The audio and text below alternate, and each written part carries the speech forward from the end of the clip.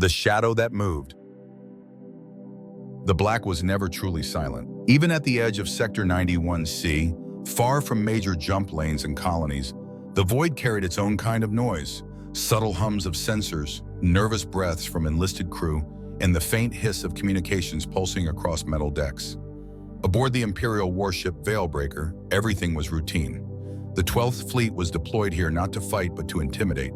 5 destroyers, 2 dreadnoughts, and the command carrier.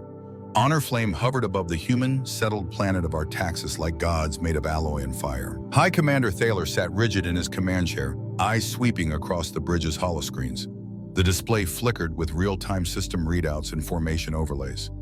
It was a show of dominance. The humans had expanded too far too quickly. The Empire had come to remind them whose stars they lived under. "Sir," a voice cut through the static. Lieutenant Vi, her tone tight and uncertain. "We've got movement. Deep space, starboard quadrant. No drive signature." Thaler leaned forward. "What kind of movement?" She hesitated, fingers flying over her console. "It's gliding fast. No propulsion detected. No jump flare. No heat trails. No particle disruption. It's just moving." He frowned. Ships didn't glide like that. Not intentionally, not through open void. Visuals now. The room darkened as the main screen shifted. At first nothing, then a faint distortion, a smudge against the stars. The object didn't shimmer like a vessel under cloaking. It didn't shine like ships under power. It was just there, like a memory of a ship, like something rotted and ancient that had been forgotten by time but refused to stop existing. "Where's its ID?" Thaler asked, too quiet. "Unclassified," Vi replied.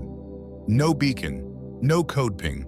Surface is pulsing." Zoomed in, the thing appeared alive. It wasn't metal or ceramic, it was texture. Faint waves rippled across its skin like breath beneath stretched skin.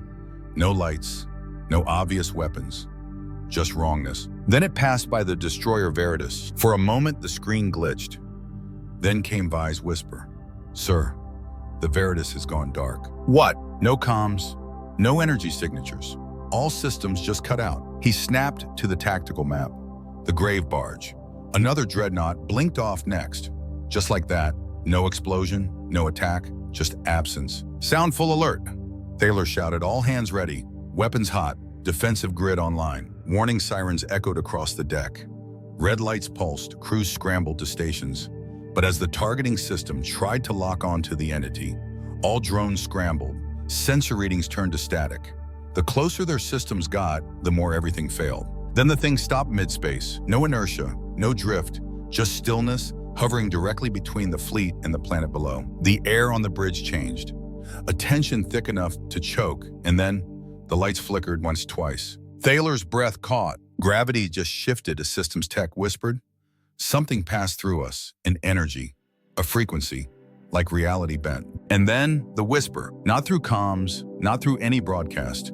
It arrived directly in their minds like an ancient language they had always known but forgotten until this moment. "Leave." It wasn't loud, but it was absolute. Thaler's mouth opened, but no words came. Vi stared at him, pale, waiting. The entity didn't threaten, it didn't fire, it just was. And yet every instinct in Thaler's scar-forged body screamed the same truth. This wasn't something to fight. This was something to survive. "Fleet-wide comm," he ordered. The bridge officers hesitated, unsure if they heard him right. "Now!" He stood. "This is High Commander Thaler. Full retreat, immediate withdrawal. Do not engage." Static danced across open channels. Disbelief flickered from ship to ship, but no one disobeyed. One by one, the Empire's pride turned and fled. Only the Honor Flame hesitated. Its captain, Soral, was known for courage, some would say arrogance. Thaler watched her feed Soral for the love of the gods run. No reply, only static. And then the Honor Flame vanished, not destroyed, not attacked. Erased. Panic overtook discipline. The once perfect formation disintegrated into chaos.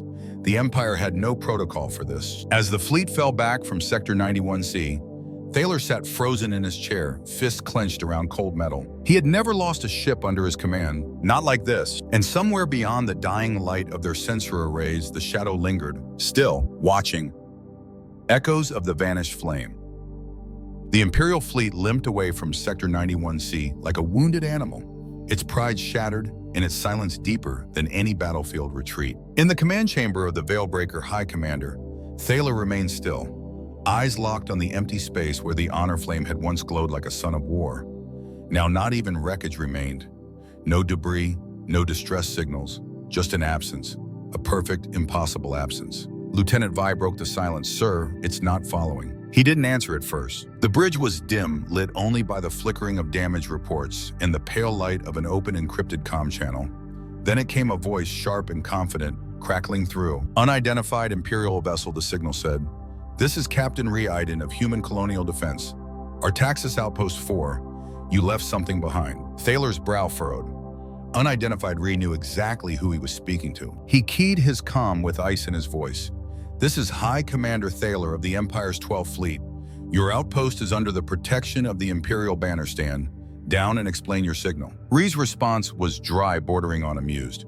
"You mean was under your protection? Seems like your fleet ran the moment our little friend arrived." Vi shifted beside him. Uncomfortable, Thaler's grip tightened. "You're sitting on a Class F settlement," he growled. "I suggest you remember who governs this system." But Reed didn't back down. "Right, the same empire that had its flagship eaten by a ghost." "Tell me, Commander, did you even try to communicate with it?" Silence. Vi slowly turned to Thaler. The truth was obvious now that it had been voiced. It hadn't even occurred to them. "No," Thaler finally admitted. "We don't negotiate with anomalies." Ree's laugh was sharp and bitter. "And you wonder why your empire keeps losing ground." There was a pause, and then the voice softened, not in volume but in tone. "That's not an anomaly, Commander. That's her." Vi leaned in slightly, her voice low. "Sir, did he say her?" "I heard it," Thaler muttered. He tapped the comm again. "Who is she, Captain?" Ree's voice dropped to a whisper. "We don't know. We just call her the Wraith." And then, as if opening floodgates, the truth came pouring out. She appeared 6 months ago. First sighting was at the edge of Orion's dust line. A mining fleet disappeared. No explosion, no survivors, just gone. Then over Myravov, hovering above a rebel outpost, same story. No attack, just presence and then silence. Vi's hands flew across her console. "Sir, we've had similar disappearances across multiple sectors. We wrote them off as pirate attacks or system malfunctions." "They weren't," Thaler said grimly. Ree continued. "Every time she shows up, it's the same, no signals, no weapons, just drifting, watching. But there's a pattern." "What kind of pattern?" Thaler asked. "She only appears in colonial systems." Ree said human colonies, specifically and always when Imperial ships arrive. Thaler's voice turned cold. "Then she's a weapon. Some secret colonial tech you've been hiding." "No," Commander Ree replied.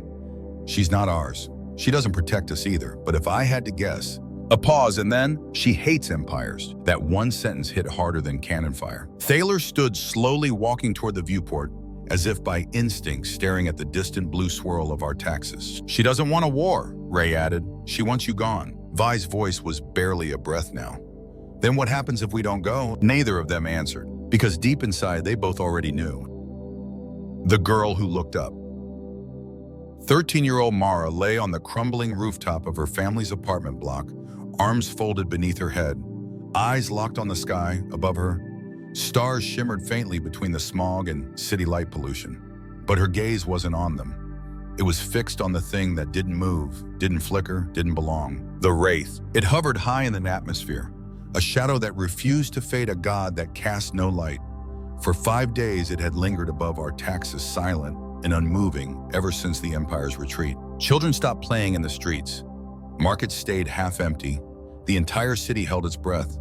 But Mara didn't feel fear, not exactly. She felt something else, the kind of heavy knowing you weren't supposed to carry until you were older.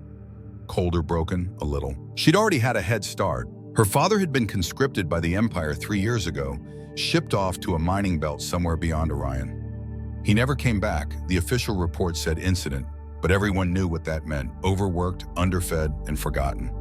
Her mother had worked 2 jobs since then, cleaning out atmospheric filters by day, patching uniforms by night. Mara grew up on silence and government rations. She knew where the mold grew behind the walls, where the heat failed in winter, and how to hide when patrols rolled through, looking for agitators. But more than anything, she knew how to watch the sky. And the sky had never watched back until now. A small voice tugged at her sleeve. "Is it gonna kill us?" Her little brother Tavi stood beside her, barefoot, hugging his knees, his eyes wide and scared, locked onto the same spot hers had. "I don't know," she said after a long pause. "Do you think it's mad at us?" She looked at him, then really looked. He was only 7, but already he'd seen more armed soldiers than birthdays. The shadow of the Empire hung over their entire generation. Tavi's hands still shook when the sirens blared, even for drills. "I don't think it's mad," she said carefully. "I think it's waiting." "For what?" Her eyes went back to the Wraith. "For us to decide who we are." That wasn't the answer he wanted, but it was the only one she could give. A gust of wind rolled across the rooftop, rustling clotheslines and drying sheets. The power in the building flickered, as it had every night since the Wraith arrived. Sometimes it felt like the entire grid was holding its breath with them. Below, in the alleyways and narrow streets of Old Ridge, people moved quietly if they moved at all. No one dared party, laugh too loud, or argue in public anymore. The Wraith's presence was like gravity, pulling behavior inward, making everyone smaller. But Mara felt bigger. It didn't make sense. She was no one, just a girl who fixed busted drones for spare credits, who took care of her brother while her mother slept upright at the table. She'd never fired a weapon, never been to a protest. But somehow when she looked at that thing in the sky, she didn't feel helpless. She felt seen. The realization hit like a whisper in her ribs. Maybe the Wraith didn't come to destroy. Maybe it came to choose, to look past generals and tyrants and see people for who they really were. Maybe it wasn't here for the Empire. Maybe it was here for them, Maratavi whispered. What if it never leaves? She looked up once more, the dark shape unmoving, still as stone, yet alive in a way metal ships never were. Then we better give it a reason to stay. 5 years of silence. The Wraith stayed for 22 days. It didn't move. It didn't speak again. It simply hovered above our taxis like an unanswered question carved into the sky. Then one morning it was gone. No roar of engines, no streak through the atmosphere. Just absence, a silence that felt louder than its presence had. People returned to work, schools reopened as sirens resumed. But something fundamental had shifted. The Empire never came back, not officially. The sector was labeled under reassessment, but the truth sat in every soldier's memory like a scar they had been spared. And Marashi changed too. 5 years passed, the city of Elarion. Ridge grew new buildings, Rose drones patrolled the skies, and citizens took up civic duties once left to Imperial enforcers. But tension thrummed beneath the pavement like a pulse. Mara was 18 now. She wore a black and gray jacket stitched with the Ridgewatch insignia, an unarmed civilian force created to keep order without relying on Empire or rebels. Her fists were calloused, her voice sharper, and her eyes still watching the sky. She had become the unofficial face of the generation who remembered. Not because she asked to be, but because no one else had dared stare into the unknown for so long. That night, the air in Alaron Ridge felt tight. A crowd gathered at Unity Square. Protesters waved mismatched flags, red for independence, black for rebellion, white for surrender. On the old plinth, where the Empire statue once stood, a man shouted into a megaphone. "We don't need protection," he cried, "not from empires, not from ghosts. We need freedom." Mara pushed through the growing crowd, heart hammering. She recognized the cadence of the crowd. Less protest, more powder keg. Another voice rose. "They're cowards. The Empire fled once. If they return, we'll drive them out with fire." A bottle smashed against the plinth. Gas hissed. Screams followed. Mara's earpiece crackled. Unit Delta report. She didn't wait. Dispersal protocol. Non-lethal now. Ridge Watch operatives surged forward with riot shields and sonic dampeners. Mara ducked a thrown canister, grabbed a teenager by the collar, and yanked him back from a burning bin. The boy's eyes were wide, fear mixed with something worse, certainty. The kind that leads people to mistake chaos for clarity. By the time the smoke cleared, the square was stained with scorch marks, and the air reeked of ozone. Dozens were detained, more were injured, and the fragile illusion of peace cracked further. Later that night, Mara sat alone at Ridgewatch HQ, staring out the window at the skyline. Neon lights blinked in rhythm with her pulse. Somewhere out there, another rally was already forming, and she knew tomorrow would be worse. The door creaked. Captain Reiden stepped in. Older warrior, no longer in military uniform. His coat now bore the sash of the Civilian Council. He sat across from her, silent for a time. "You handled it well," he said finally. "They'll be back." "Yeah," louder, angrier. She turned to him. "You ever wonder what she saw in us?" Ree didn't flinch every day. Mara stared out the window again. "I think she was warning us." "She was," he said simply. "And we're not listening." "No," he agreed. "We're forgetting." And then her earpiece buzzed, static at first, then inbound object. No drive signature, no heat, no transponder. Mara's blood ran cold.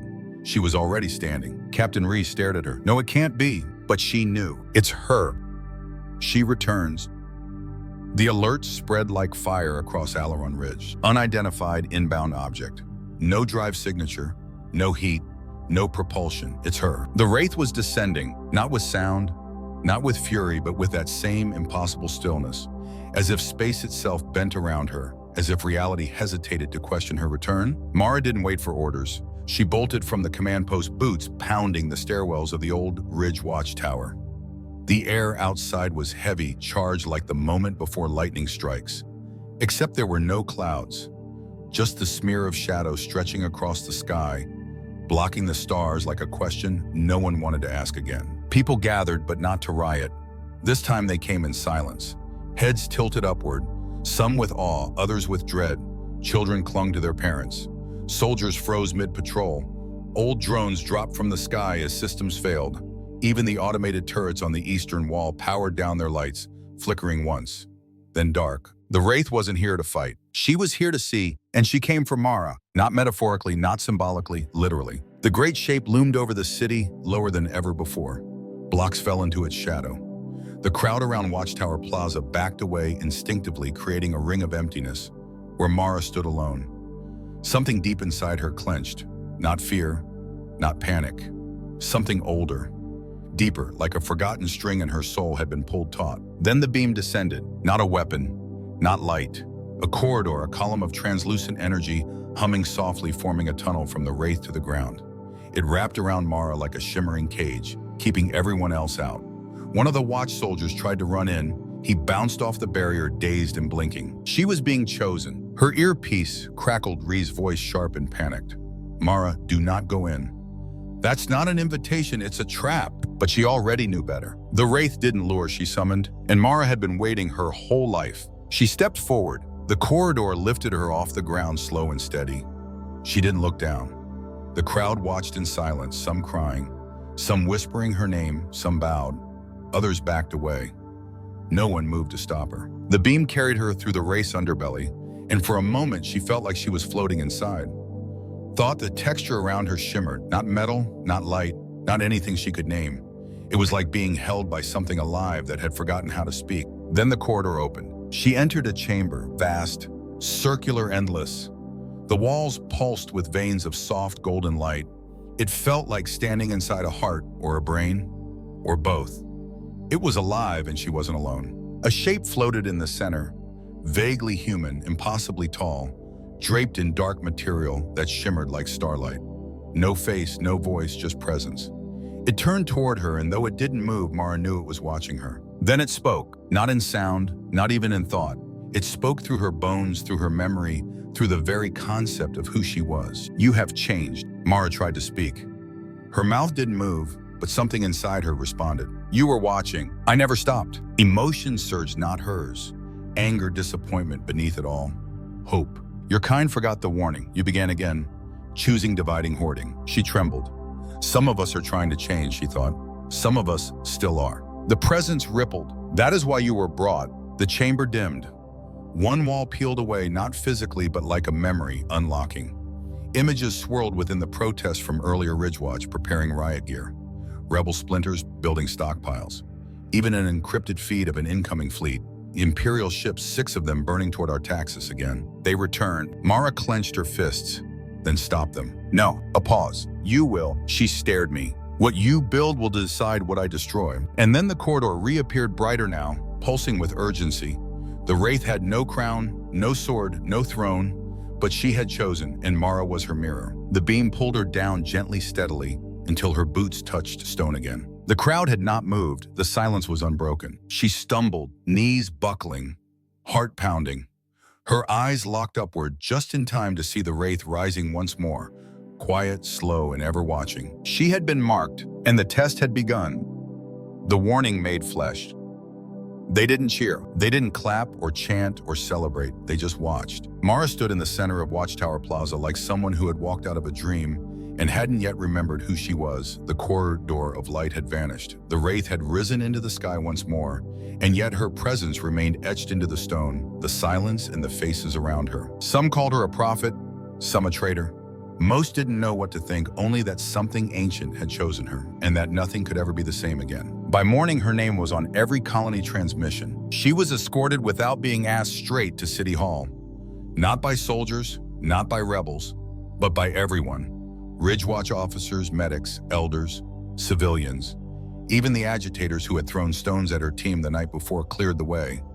No one dared speak. Inside the council chamber, Captain Reese stood at the head of the long ironwood table. His face was drawn dark circles under his eyes. Around him sat the divided leadership of Aileron Ridge.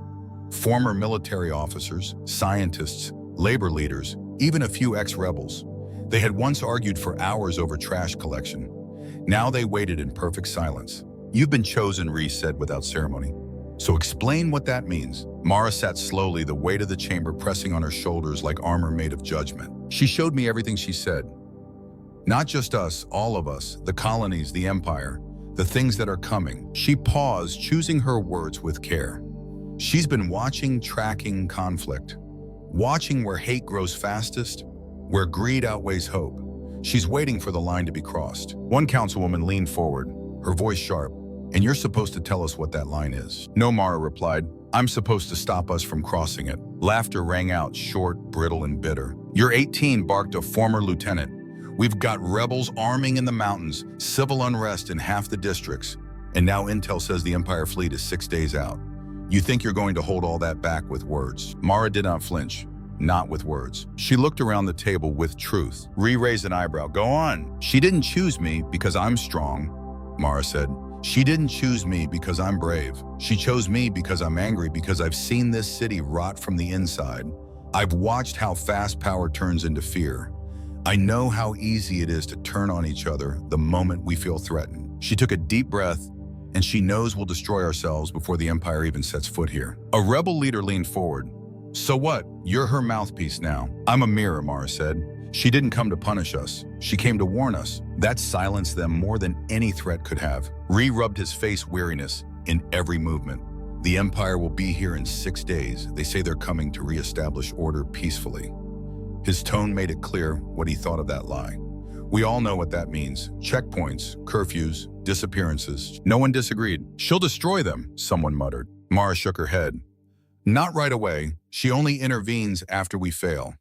If we shed blood without cause, if we spark war, she won't protect us. She'll erase us." She let that sink in. Ree's eyes narrowed. "Then we've got a choice." Mara nodded. "Exactly." She stood.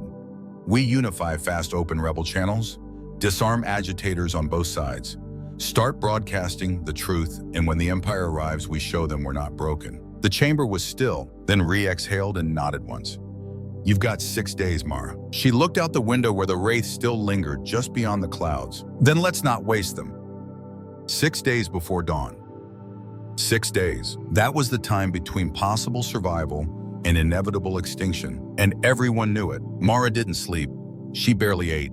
For 6 days, she ran from one corner of Aileron Ridge to the other, meeting rebel cells in mountain tunnels, calming militia commanders itching to strike first, and arguing with council members who wanted to evacuate instead of unite. She stood in bunkers, broadcast halls, and underground clinics. She walked into rooms where people barely trusted each other and demanded they trust her. She didn't ask nicely. She demanded with urgency, with eyes that had seen something no one else had, and every time someone doubted, she reminded them, "She is watching." "She's not our savior," Mara told them again and again. "She's our test." By day 3, rebel factions had begun handing over explosives grudgingly. Ridgewatch officers started standing beside former separatists in street patrols.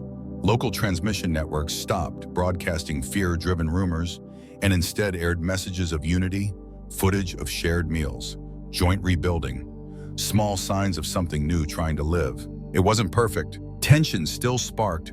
Shouts still rose in council chambers. Old wounds didn't close just because the sky was watching. But something else happened. 2 conversations. A farmer from the northern plains shook hands with the ex-officer who had once overseen land seizures. A young medic saved the life of a rebel gunrunner who'd been shot by mistake. Small things. Quiet things, but things that mattered. Each night, Mara returned to the watchtower roof. Not to rest, but to look up. The wraith still hovered just beyond the clouds. No movement, no sound, but always there, waiting. On the 5th night, Mara sat beside Captain Ree. They shared a bottle of filtered whiskey, no celebration, no toasts, just a drink between two people who knew what it meant to carry too much and still keep walking. "She's not going to give us a second chance," Mara said softly. "She already has," Ree replied. "We're still here." They drank in silence for a while. Then Ree asked the question he hadn't dared voice all week. "What if we pull it off? What if we show the Empire we've changed and they don't care?" Mara didn't hesitate. "Then she'll stop them." Ree nodded slowly. "And if we crack first?" Mara met his eyes. "Then we all vanish," just them everyone. The final day arrived like a hell breath. 6 Imperial warships dropped from pre-jump space into high orbit. No flares, no warning shots. Just presence, clean, silent, deliberate. They moved like blades across the stars, their hulls polished and weapon ports sealed but not retracted. This wasn't an invasion. It was a test of confidence. Dropships detached silver and smooth, descending through the atmosphere like falling stars. Aileron Ridge didn't scramble defenses. The turrets stayed off, the skies were silent.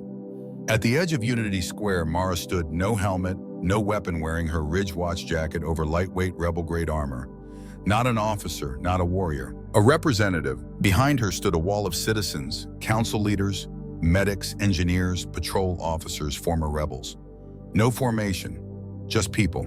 The square where Empire once paraded was now filled with silence, and a single gray flag bearing a white circle, the symbol of neutrality, of choice. And high above them, all barely visible through the thinning clouds, the Wraith loomed, watching, waiting. Mara inhaled deep and slow as the first Imperial dropship hissed to the ground and opened its ramp. The final hour had come. The day of judgment. The ramp lowered with a slow hiss, releasing a plume of white steam across the cracked stone of Unity Square. Out stepped soldiers, tall, faceless, behind dark visors. Rifles cradled against armored chests, but none raised their weapons. They moved with mechanical precision, forming lines but not attack formations. A warning, not a threat. And then he stepped out. High Commander Thaler, older than 5 years ago. More lined around the eyes but no less dangerous. His stride was calm, exacting. He moved like someone used to being obeyed, flanked by 2 lieutenants. He walked straight across the square, stopping only when he stood a few feet from Mara. He studied her, silent. "You," he said. "At last, I remember. You're still you." Mara didn't flinch. "I remember you too." Thaler's expression twitched. "You ran." "No," Mara replied, voice steady. "You did." A flicker of something crossed his face, anger maybe, or amusement, but it passed. "We're not here to fight," he said.